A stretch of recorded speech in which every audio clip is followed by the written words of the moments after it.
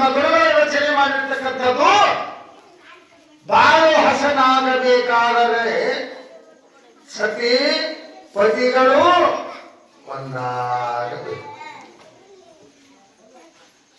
ಬಹಳ ಮುಖ್ಯ, ಜೀವನನೇ ಬಹಳ ಮುಖ್ಯ. ಎತ್ತಿಗೆ ಕ್ವಾಣಿಗೆ ಗಯ ಕಟ್ಟದ ಹೊಡಿಕವನು ಎತ್ತ ಕಟ್ಟಿದರೆ ನಡೀತದೆ, ಕ್ವಾಣ ಕಟ್ಟಿದ್ರೆ ನಡೀತದೆ. ಹಾಗೆ ಹೇಳಿದ ಗುರುಗಳು ಬಾಳು ಹಸನಾಗಬೇಕಾದರೆ ಅದು ಬದುಕಿಂದಾಯ್ತು. ಇನ್ನ ಈ ಕಡೆ ಬರೀ ಸ್ವಲ್ಪ. ನಮ್ಮ ಮನಸ್ಸು ಹಸನಾಗಬೇಕಾದರೆ ಗುರು ಶಿಷ್ಯರು ಒಂದಾಗಬೇಕು. ಅದು ಲೌಕಿಕ ಜೀವನ.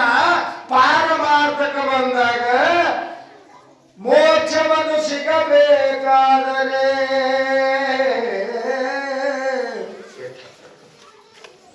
ಹಾಗೆ ಇಲ್ಲಿ ಸತಿಪತಿಗಳ ಒಂದಾದಾಗ ಭಗವಂತ ಹೇಳದಂಗ ಮುಂದೆ ಏನಾಯ್ತು, ಕೆಲವು ದಿನ ಹೋಗಲಿಲ್ಲ, ಗರ್ಭಿಣಿ ಆಗ್ಯಾಳ ನಾಗಲಾಂಬಿಕೆ. ಯಾಕೆ ಮಾತಾಡ್ತಾಳು? ಅವ್ ಚಂದವಾದ್ರೆ ನಾವು ಬದಲು ಮಾಡಬೇಕು.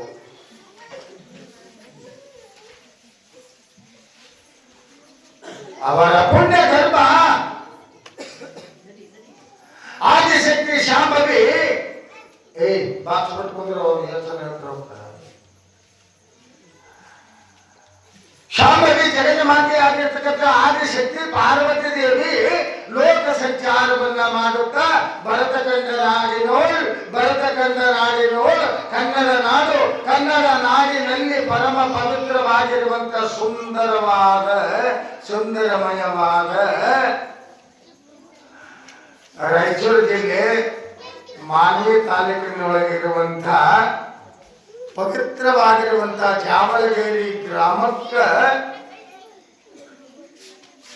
ಮಹಾತಾಯಿ ಮಾನ್ಯ ರೂಪದಿಂದ ಬಂದು ನಾಗಲಾಂಬಿಕೆಯ ಪುಣ್ಯ ಗರ್ಭವನ್ನು ಪ್ರವೇಶ ಮಾಡುವಂತವಳಾಗಿದ್ದಾಳೆ. ಅಂತ ಯಾವ ಪರಮ ಪವಿತ್ರವಾದ ಸುಂದರವಾದ ದೇವಿಯ ಮಹಾಮಹಿಮೆ ಒಳಗೆ ಬಹಳ ಚಂದ ಬರ್ತದೆ. ಚಿದಾನಂದ ಅವಧೂತರು ಕೂಡ ಬಹಳ ಚಂದ ಹೇಳ್ಯಾರ, ಬಹಳ ಸುಂದರವಾಗಿ ಹೇಳ್ಯಾರ. ದೇವಿ ಅಂದರೆ ದೇವಿ ನೀನಲ್ಲ, ಸಕಲ ದೇವತರನು ಸೃಷ್ಟಿ ಬಲು ಜಗನ್ಮಾತೆ ದೇವಿ. ಅದಕ್ಕೆ ಹೇಳಿದ್ರು, ಇವ ನೀನು ಹೆಣ್ಣು ಅಲ್ಲ, ಗಂಡು ಅಲ್ಲ, ಭೂಮಿ ಅಲ್ಲ, ಪೃಥ್ವಿ ಅಲ್ಲ, ಅಪ್ಪು ಅಲ್ಲ, ತೇಜವಲ್ಲ, ವಾಯು ಅಲ್ಲ, ಆಕಾಶವಲ್ಲ, ಬ್ರಹ್ಮಾಂಡವಲ್ಲ, ಅಖಂಡವಲ್ಲ, 14 ಲೋಕಗಳಲ್ಲ, ಸಪ್ತ ಸಮುದ್ರಗಳಲ್ಲ, ನದಿಗಳಲ್ಲ, ತೀರ್ಥಗಳಲ್ಲ, ಎಲ್ಲವೂ ನೀನೇ ಇರಬೇಕು ಜಗನ್ಮಾತೆ. ಎಲ್ಲವೂ ನೀನೇ ಇರೋದ್ರಿಂದ ನಿಮಗ ನಮ್ಮವರಿಗೆ ನಮ್ಮ ಧರ್ಮದಾಗ ಎಷ್ಟು ಬೆಲೆ ಅದ ನೋಡ್ರಿ. ಹೆಣ್ಣು ಮಕ್ಕಳಿಗೆ ಎಷ್ಟು ಬೆಲೆ ಅದ. ತಾಯಿ ಅಂತಾರೆ, ಅವರೇ ಅಂತಾರೆ. ಯಾರು ಬಂದ್ರಂದ್ರೆ ಓ ಅವರೇ ಅಂತಾರೆ, ಯಾಕ ಅಂತಾರೆ, ಅಮ್ಮ ಅಂತಾರೆ, ತಂಗಿ ಅಂತಾರೆ. ಎಷ್ಟು ಬೆಲೆ ಅದ, ಎಷ್ಟು ಕಿಮ್ಮತ್ತವೆ.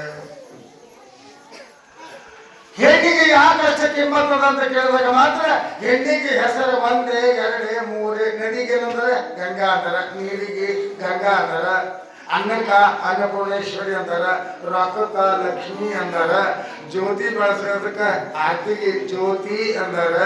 ಎಲ್ಲವೂ ತಾನೇ ಆಗ್ಯಾಳ, ಎಲ್ಲ ರೂಪ ತಾನೇ ಆಗ್ಯಾಳ, ಎಲ್ಲ ಸ್ವರೂಪನೂ ತಾನೇ ಆಗ್ಯಾಳ.